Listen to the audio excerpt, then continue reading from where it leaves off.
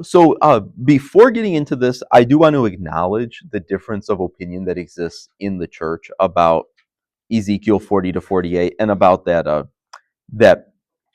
that tabernacle and that temple that it talks about there. So you basically have two views of that. One is that you're talking about a millennial temple. In other words, what happens is you have Ezekiel 38 and 39, which precedes that passage. And in context, it seems to be an Old Testament description of the Battle of Armageddon. And then you have this restored creation afterwards. So one view is that that's a millennial kingdom. And so what happens is after Jesus comes back, there's this halfway world that's better than what we live in today, better than anything that's existed since Eden, but not quite perfection. And this is another time that God is going to be working with man and giving a final opportunity to see if man will obey. And then man disobeys according to that view. And then finally there's a final judgment. And then only then do you have the New Jerusalem.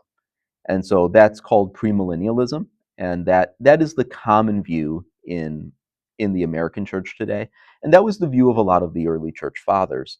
And then you have the view that's been more common throughout church history, which views it as when Jesus comes back, you go straight into the new heavens and new earth. You go straight into New Jerusalem. So Ezekiel 40 to 48, that would be talking about the New Jerusalem that you see behind us there.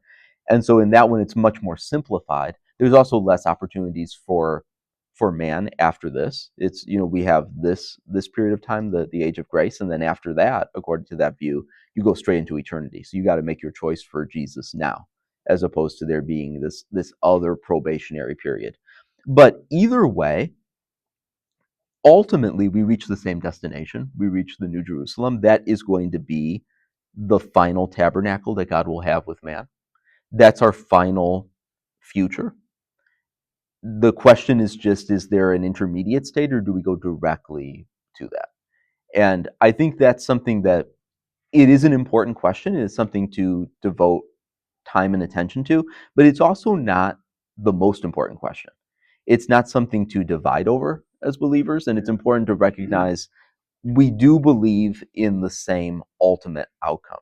That it's just, when does that outcome come? Do we have to wait longer for it, or does it come immediately after the age of grace?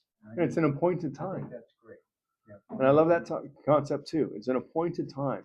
God knows when it is, and we have to have faith that He will tell us when it's time to do that. So God's the great timekeeper. He's a great timekeeper of history. He knows when it's the right time for things to change and to interact with us in a different way. He created it also. I guess He would know what time it was. I wish He would kind of be up there, but yeah. Well, it's always that thing, why didn't God send it to me in a fax machine? Well, if He did, we wouldn't need faith. And besides that, our fax machines would probably stop working and get all jumbled. Wouldn't be able to see what it was. And one very brief thing I'd like to say too about New Jerusalem is it's interesting that the description of it in Revelation goes against what we would picture as an earthly paradise. It says that there's no sea. It says that there's no night. It's not things that we would come up with. So if we were writing a fiction story and we were going to describe paradise, well, we would picture this tropical island with a beautiful sea where it's all like the waters are so blue, and it's, and we would picture the stars at night and everything, because we would think in terms of what we experience. But what you read in the Bible is you read about different dimensions. You read about how the New Jerusalem, it's not just a particular land area, but it's also vertical. And that's like, we can't even really fathom that. But that's how it would be if God's really revealing to us about a future that is different than what we experience. We should expect it to be beyond us. Well, I heard a guy say it's like trying to explain snow to a Pacific Islander. Right. How can you explain white frozen things falling out of the sky to a place that it's never colder than 60 degrees? How do you explain that? They just don't know. Right. It's almost impossible. Now, how do you explain what heaven, what the New Jerusalem is to us that live in these four dimensions and can't conceptualize how glorious it's going to be? You're going to have to give the best answer you can. Right. Streets are paved with gold.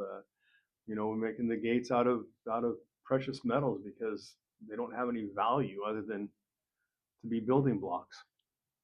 So that's one of the things that we have to kind of remember when we read this. And again, as I said, there's a lot of prose in what's being spoken Right. and how it's being presented.